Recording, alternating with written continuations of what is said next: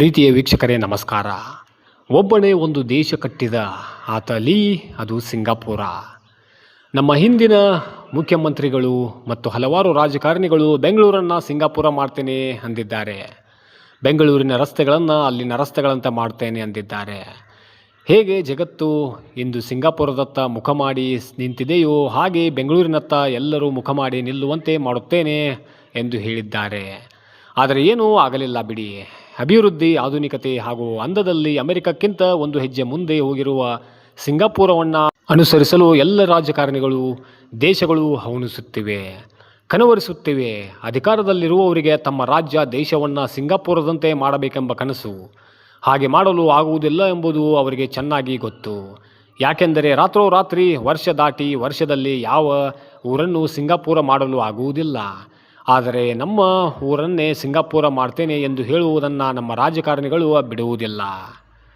ಹಾಗಾದರೆ ಸಿಂಗಾಪುರದಲ್ಲಿ ಅಂಥದ್ದೇನಿದೆ? ಸಿಂಗಾಪುರ ಇಷ್ಟು ಎತ್ತರಕ್ಕೆ ಹೇಗೆ ಬೆಳೆಯಿತು? ಯಾರು ಬೆಳೆಸಿದರು? ಮೊದಲು ಅದು ಹೇಗಿತ್ತು? ಸಿಂಗಾಪುರವನ್ನು ಕಟ್ಟಿದ್ದು ಹೇಗೆ? ಇದನ್ನೆಲ್ಲ ಈ ವಿಡಿಯೋದಲ್ಲಿ ನೋಡ್ತಾ ಹೋಗೋಣ ಬನ್ನಿ ಸ್ನೇಹಿತರೆ. ಅದಕ್ಕೂ ಮುಂಚೆ ನೀವೇನಾದರೂ ಇದೇ ಮೊದಲನೇ ಬಾರಿಗೆ ನಮ್ಮ ವಿಡಿಯೋನ ನೋಡುತ್ತಿದ್ದರೆ ದಯವಿಟ್ಟು ನಮ್ಮ ಚಾನಲ್ಗೆ ಸಬ್ಸ್ಕ್ರೈಬ್ ಮಾಡಿ, ನಮಗೆ ಸಪೋರ್ಟ್ ಮಾಡಿ ಸ್ನೇಹಿತರೆ. ಸಿಂಗಾಪುರ ಎಂಬ ಪುಟ್ಟ ದೇಶದ ಕತೆ ಒಬ್ಬ ದೈತ್ಯ ವ್ಯಕ್ತಿಯ ಕಥೆಯೂ ಕೂಡ ಹೌದು. ಒಬ್ಬ ವ್ಯಕ್ತಿ ಒಂದು ದೇಶವನ್ನು ವಿಶ್ವದ ಮುಂಚೂಣಿ ದೇಶಗಳ ಸಾಲಿನಲ್ಲಿ ತಂದು ನಿಲ್ಲಿಸಿದ ಸಾಹಸಮಯ ಯಶೋಗಾಥೆಯೂ ಕೂಡ ಹೌದು.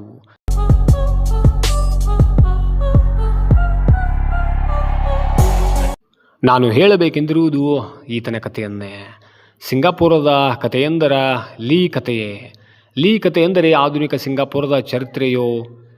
ಅಂದು ಕೊಳಕು ಬಂದರಿನಿಂದ ದುರ್ನಾತ ಬೀರುತ್ತಿದ್ದ ದೇಶವನ್ನು ಕೇವಲ 15-20 ವರ್ಷಗಳಲ್ಲಿ ಜಗತ್ತಿನಲ್ಲಿಯೇ ಅತ್ಯಂತ ಶ್ರೀಮಂತ, ಆಧುನಿಕ ಮತ್ತು ಕಣ್ಣು ಕೋರೈಸುವಂತಹ ದೇಶವನ್ನಾಗಿ ಪರಿವರ್ತಿಸಿದ ರೋಚಕ ಕತೆ. ಸಿಂಗಾಪುರ ಬ್ರಿಟಿಷ್ ಆಳ್ವಿಕೆಯಲ್ಲಿತ್ತು. ಬ್ರಿಟಿಷರು ಈ ದೇಶವನ್ನು ಹಡಗುಗಟ್ಟಿಯಾಗಿ ಮಾರ್ಪಡಿಸಿದ್ದರು. ದೂರದ ಹಡಗುಗಳು ಈ ಬಂದರು ದೇಶಕ್ಕೆ ಆಗಮಿಸಿ ತಮ್ಮ ಸರಕುಗಳನ್ನು ಖಾಲಿ ಮಾಡುವ ಹಾಗೂ ಭರ್ತಿ ಮಾಡುವ ಅಡ್ಡೆಯಾಗಿ ಮಾಡಿಕೊಂಡಿದ್ದವು. ಅದರ ಪರಿಣಾಮವಾಗಿ ದೇಶವೇ ಒಂದು ದೈತ್ಯ ಗೋದಾಮುವಾಗಿ ಪರಿವರ್ತಿಸಿತ್ತು. ಎಲ್ಲೆಂದರಲ್ಲಿ ಕಸದ ಗುಂಡಿಗಳು, ಹೊಲಸುಗಳು ಚೆಲ್ಲುತ್ತಿದ್ದವು. ಸಿಂಗಾಪುರದಲ್ಲಿ ಒಂದು ಉದ್ಯಾನವನವಿರಲಿಲ್ಲ. ರಸ್ತೆಗಳಿಗೆ ಡಾಂಬರು ಬೆಳೆದು ಅವೆಷ್ಟೋ ವರ್ಷಗಳಾಗಿದ್ದವು. ಅನೇಕ ವರ್ಷಗಳಿಂದ ಹಡಗುಗಟ್ಟೆಯಾಗಿ ಉಳಿದ ದೇಶ ಮನೆ ಹಿತ್ತಲಿನಂತೆ ಪುರಸಭೆಯ ತೊಟ್ಟಿಯಂತಿತ್ತು. ಯಾವುದೇ ನೈಸರ್ಗಿಕ ಸಂಪತ್ತುಗಳಿಲ್ಲದ ಆ ದೇಶದಲ್ಲಿ ಕೈಗಾರಿಕೆ ಅಭಿವೃದ್ಧಿಗೆ ಅವಕಾಶವಿರಲಿಲ್ಲ. ಬಂದರು ಬಿಟ್ಟರೆ ಹಣ ತರುವ ಯಾವುದೇ ದೊಡ್ಡ ಉದ್ಯಮಿಯೂ ಕೂಡ ಇರಲಿಲ್ಲ. ಆದರೆ ಲೀ ಕ್ವಾನ್ ಯು ಎಂಬ ವ್ಯಕ್ತಿ ಆರಂಭಿಕ ಶಿಕ್ಷಣ ಮುಗಿಸಿ ಇಂಗ್ಲೆಂಡಿಗೆ ಹೆಚ್ಚಿನ ವಿದ್ಯಾಭ್ಯಾಸಕ್ಕಾಗಿ ಹೊರಟು ನಿಂತಾಗ ತಲೆ ತುಂಬ ಹೊಸ ವಿಚಾರಗಳು.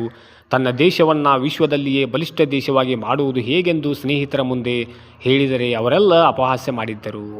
ಆ ಮಾತಿಗೆ ದೇಶದ ಪ್ರಗತಿ, ಅಭಿವೃದ್ಧಿ ಬಗ್ಗೆ ಭಾಷಣ ಬಿಗಿಯುತ್ತಿದ್ದರೆ ಸ್ನೇಹಿತರೆಲ್ಲ ಆತನಿಂದ ದೂರ ಸರಿಯುತ್ತಿದ್ದರು. ಈ ಸಂಗತಿ ಲೀಗೆ ಒಂದು ಅಬ್ಜೆಕ್ಷನ್ ಅಂತೆ ಕಾಣುತ್ತಿತ್ತು. ಕೇಂಬ್ರಿಡ್ಜ್ನ ರಾಯಲ್ ಕಾಲೇಜಿನಲ್ಲಿ ಓದುತ್ತಿರುವ ಸಂದರ್ಭದಲ್ಲಿ ತಾಯ್ನಾಡಿಗೆ ವಿದ್ಯಮಾನಗಳು ದಿಗಿಲು ಹುಟ್ಟಿಸುತ್ತಿದ್ದವು. ಜಪಾನಿಯರು ಸಿಂಗಾಪುರವನ್ನು ವಶಪಡಿಸಿಕೊಂಡಿದ್ದರು. ಪ್ರತಿರೋಧ ಒಡ್ಡಿದವರನ್ನು ಸಾಯಿಸುತ್ತಿದ್ದರು. 50,000ಕ್ಕಿಂತ ಹೆಚ್ಚು ಚೀನಿ ಮೂಲದ ಸಿಂಗಾಪುರಿಗಳ ನರಮೇಧವಾಗಿತ್ತು. ಜಪಾನಿ ಯೋಧರ ಹಿಂಸೆಯಿಂದ ಮೂಲ ನಿವಾಸಿಗಳು ತತ್ತರಗೊಂಡಿದ್ದರು. ಈ ಮಧ್ಯೆ ಕಾಲೇಜು ಶಿಕ್ಷಣ ಮುಗಿಸಿದ ಲೀ ಲಂಡನ್ ಸ್ಕೂಲ್ ಆಫ್ ಎಕನಾಮಿಕ್ಸ್ ಸೇರಿದ. ಅನಂತರ ಲೀ ಪುನಃ ಕೇಂಬ್ರಿಡ್ಜ್ಗೆ ಹೋಗಿ ಕಾನೂನನ್ನು ಅಭ್ಯಸಿಸಿದ. ವಿದೇಶದಲ್ಲಿ 12 ವರ್ಷಗಳ ದೀರ್ಘ ವ್ಯಾಸಂಗದ ಬಳಿಕ ಸಿಂಗಾಪುರಕ್ಕೆ 1950ರಲ್ಲಿ ಮರಳಿ ಬಂದಾಗ ಪರಿಸ್ಥಿತಿ ಎಲ್ಲ ಅಯೋಮಯವಾಗಿತ್ತು. ಮೊದಲು ಲೀ ವಕೀಲನಾಗಿ ಕೆಲಸ ಆರಂಭಿಸಿದ. ಅನಂತರ ಬ್ಯಾರಿಸ್ಟರ್ ಆದ.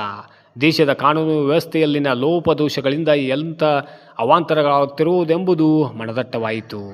ರಾಜಕೀಯ ಇಚ್ಛಾಶಕ್ತಿಯ ಕೊರತೆಯಿಂದಾಗಿ ಅಂದುಕೊಂಡಿದ್ದನ್ನು ಸಾಧಿಸಲಾಗುತ್ತಿಲ್ಲವೆಂಬುದು ಲೀಗೆ ತಿಳಿಯಿತು. 1955ರಲ್ಲಿ ಪೀಪಲ್ಸ್ ಆಕ್ಷನ್ ಪಾರ್ಟಿಯನ್ನು ಕೂಡ ಸ್ಥಾಪಿಸಿದ. ಮುಂದಿನ ವರ್ಷ ನಡೆದ ಚುನಾವಣೆಯಲ್ಲಿ ಮೊದಲ ಬಾರಿಗೆ ಲೀ ಆಯ್ಕೆಯಾದ. ಸರ್ಕಾರಿ ವ್ಯವಸ್ಥೆಯ ಸೆರಗು ಸರಿಸಿದರೆ ಅಡಗಿ ಕುಳಿತ ಭ್ರಷ್ಟಾಚಾರದ ಭೂತ. ಸರ್ಕಾರಿ ಯಂತ್ರಕ್ಕೆ ಕೆಂಪು ಪಟ್ಟಿಯ ಕಗ್ಗಂಟು. ಸಮಸ್ಯೆಯನ್ನು ಪರಿಹರಿಸುವ ಎಲ್ಲ ಮಾರ್ಗಗಳು ಬಂದಾಗಿದ್ದವು. ಅವೆಲ್ಲ ಹೊಸ ಸಮಸ್ಯೆಯ ಹುಟ್ಟಿಗೆ ಕಾದು ಕುಳಿತಿದ್ದವು. ಲೀ 3 ವರ್ಷ ದೇಶದ ಉದ್ದಗಲಕ್ಕೆ ಪ್ರವಾಸ ಮಾಡಿ ಎಲ್ಲ ಜನರನ್ನು ಭೇಟಿ ಮಾಡಿ ಹೊಸ ಸಿಂಗಾಪುರ ಕಟ್ಟಲು ತೀರ್ಮಾನಿಸಿದ.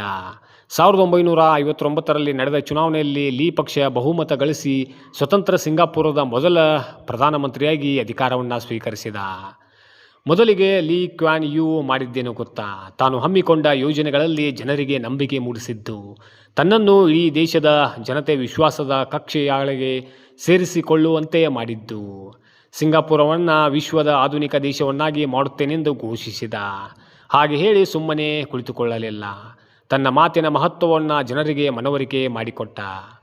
ಸಿಂಗಾಪುರ ವಿಶ್ವದ ನಂಬರ್ 1 ದೇಶವಾಗಬೇಕಾದರೆ ರಸ್ತೆಗಳು ಸುಂದರವಾಗಿರಬೇಕು, ಗುಂಡಿಗಳು ಇರಬಾರದು, ಉಬ್ಬು ತಗ್ಗುಳಿಯ ಮಾಲಿನ್ಯ ಇರಬಾರದು ಎಂದು ಜನರಿಗೆ ಹೇಳಿದ.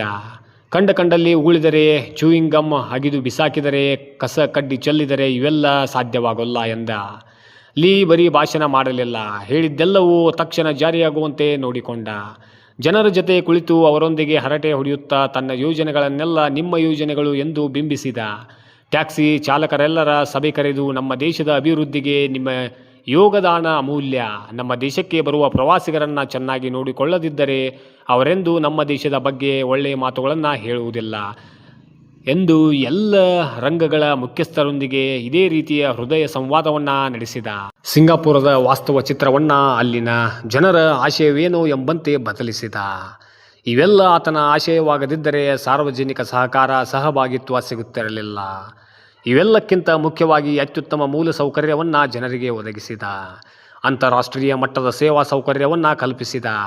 ಒಂದು ಹಡಗಿನಲ್ಲಿರುವ ಸಾಮಾನು ಸರಂಜಾಮುಗಳನ್ನು ಖಾಲಿ ಮಾಡಲು ಮೊದಲು 20 ರಿಂದ 25 ದಿನಗಳು ಬೇಕಾಗುತ್ತಿದ್ದವು. ಈಗ ಈ ಕೆಲಸಕ್ಕೆ ಹೆಚ್ಚೆಂದರೆ 8 ರಿಂದ 10 ನಿಮಿಷಗಳು ಸಾಕು. ಸಿಂಗಾಪುರದ ಜೀವಾಳವಾಗಿರುವ ಬಂದರು ಮಾರುಕಟ್ಟೆ ಪುನಶ್ಚೇತನಗೊಂಡರೆ ಇಡೀ ದೇಶ ತನ್ನಿಂದ ತಾನೇ ಉದ್ಧಾರವಾಗುವುದೆಂಬುದು ಲೀನ ನಂಬಿಕೆಯಾಗಿತ್ತು. ಅದು ವಾಸ್ತವ ಕೂಡ ಆಗಿತ್ತು. ಯಾವಾಗ ಬಂದರು ಸುಧಾರಿಸಿತೋ ಸುಧಾರಣೆ ಮುಖಗಳು ಕಾಣಿಸಿಕೊಳ್ಳಲು ಪ್ರಾರಂಭವಾದವು. ಲೀ ವಿರಮಿಸಲಿಲ್ಲ. ಪ್ರತಿ ವ್ಯಕ್ತಿಗೆ ತನ್ನದೆಂಬ ಮನೆಯೆಂಬುದು ಇರದಿದ್ದರೆ ಆತ ಸ್ವಾಭಿಮಾನದಿಂದ ಬದುಕಲಾರನೆಂದು ಗೃಹ ಅಭಿವೃದ್ಧಿಗೆ ಮಂಡಳಿಯನ್ನು ಸ್ಥಾಪಿಸಿದ. ಪುಟ್ಟ ದೇಶದಲ್ಲಿ ಎಲ್ಲರಿಗೂ ವಸತಿ ಒದಗಿಸುವುದು ಸವಾಲಾಗಿತ್ತು. ಹೀಗಾಗಿ ಈ ಮಂಡಳಿ ಸಹಾಯದಿಂದ ವ್ಯಾಪಕ ಪ್ರಮಾಣದಲ್ಲಿ ಜನರಿಗಾಗಿ ಗಗನಚುಂಬಿ ಕಟ್ಟಡಗಳನ್ನು ಕಟ್ಟಲಾಯಿತು. ಆಡಳಿತದಲ್ಲಿ ಪ್ರಾಮಾಣಿಕತೆ, ಪಾರದರ್ಶಕತೆ ಇಲ್ಲದೆ ಯಾವ ವ್ಯವಸ್ಥೆಯೂ ಬದುಕುವುದಿಲ್ಲವೆಂಬುದು ಆತನಿಗೆ ಗೊತ್ತಾಗಿತ್ತು. ಭ್ರಷ್ಟಾಚಾರವನ್ನು ಕಿತ್ತೆಸೆಯಲು ತನಿಖಾ ಬ್ಯೂರೋ ರಚಿಸಲು ಹೊಸ ಕಾನೂನು ಜಾರಿಗೆ ತಂದ. ವರಮಾನ ತೆರಿಗೆ ಕಟ್ಟದವರನ್ನು ಜೈಲಿಗೆ ಅಟ್ಟುತ್ತೇನೆಂದು ಬೆದರಿಸಿದ. ನನ್ನನ್ನು ನೋಡಿ ಜನ ಪ್ರೀತಿಸುವುದು ಬೇಡ, ನನ್ನನ್ನು ನೋಡಿ ಹೆದರಲಿ, ನಾನು ಖುಷಿ ಪಡುತ್ತೇನೆ ಎಂದ.